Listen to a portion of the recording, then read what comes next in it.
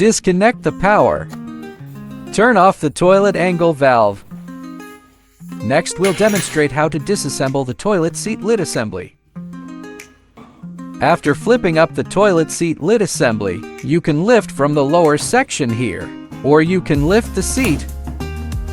The entire toilet seat lid assembly can be lifted up. If it's your first time disassembling it, it may take considerable force. Once disassembled, the entire toilet seat lid assembly can be lifted upward. Flip it backward and you'll see the water hoses.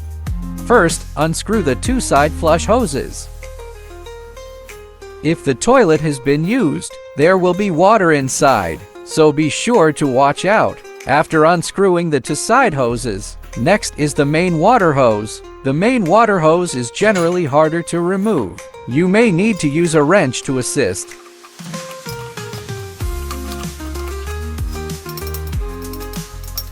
Once all the hoses are disconnected, there's still one foot sensor cable on the right side. Loosen the connector for the foot sensor cable first, then unplug it. After that, there's just one power plug remaining. At this point, you can fully remove the toilet seat lid assembly. Prepare the above tools in advance.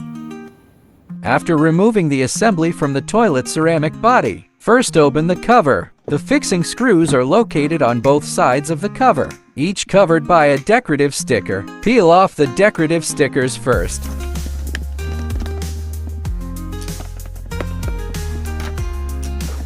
After removing the fixing screws, separate the cover.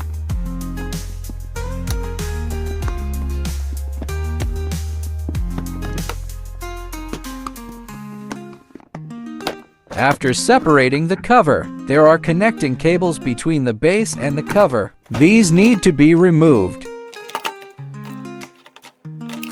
That completes the separation of the base and cover. Next, we will replace the seat lid lifting motor. The seat and lid lifting motor is located at the hinge section between the toilet lid and the toilet seat. After separating the parts, first unscrew the motor's fixing screws.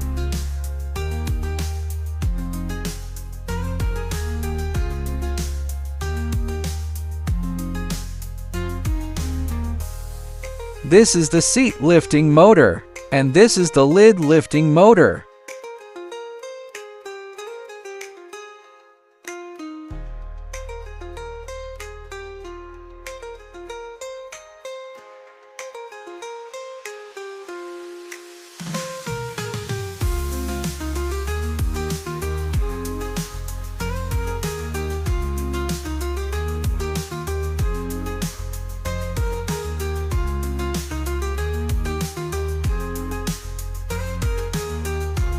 If the motors you received do not come with brackets, you'll need to remove the brackets from the old motors. Just like this. Remove them from the side of the motor. The same applies to the lid lifting motor. You'll need to detach the bracket first. If the motors you received already come with brackets, then there's no need to remove anything.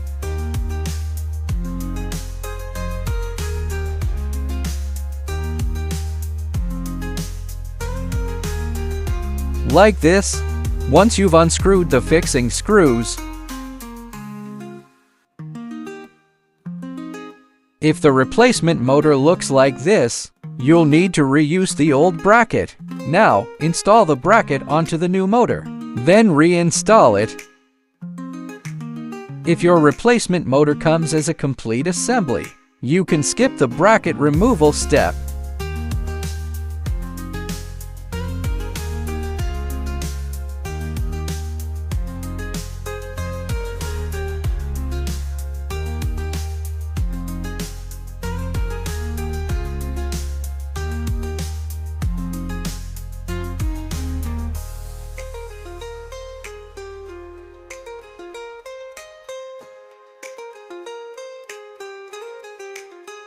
After assembling the new motor,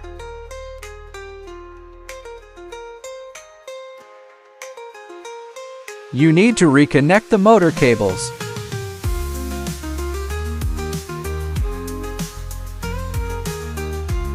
Now we've removed the motor assembly.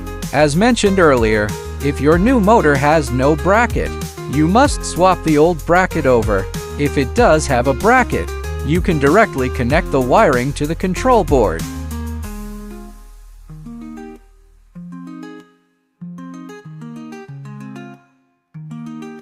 Then reinstall the new motor back into place. Attention! The motor has a specific gear shape. Make sure it's oriented correctly.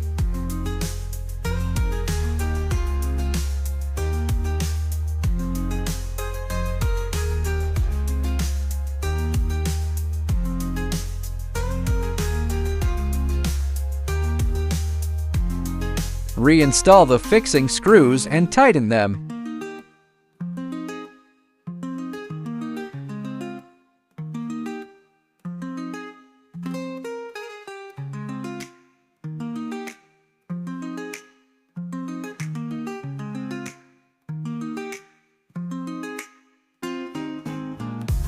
Once tightened, check whether the seat lifting function works properly. If everything moves smoothly, you can reassemble the cover and base and reinstall it onto the toilet ceramic body. After the repair is complete, reconnect the base and cover. Pay attention to the connecting cables. Each plug has an extra slot as a guide. After reconnecting the cables, check for any issues.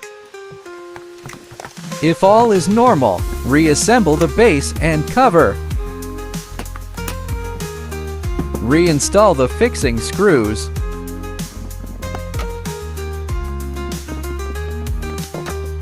Reattach the decorative pads.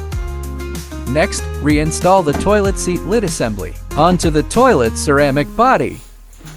After finishing the repair and installation, when reassembling the toilet seat lid assembly onto the toilet ceramic body, first organize the cables, and then the hoses. Start by tightening the main inlet hose in the middle.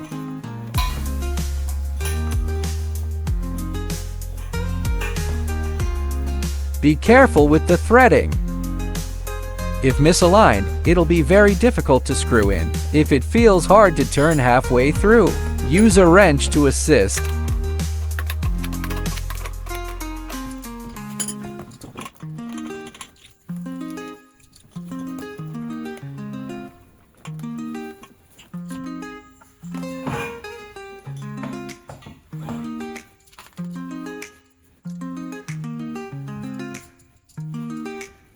After the installation is complete, place the toilet seat lid assembly back into its original position. Press down the locking clips, then reconnect everything. Open the water valve and plug in the power.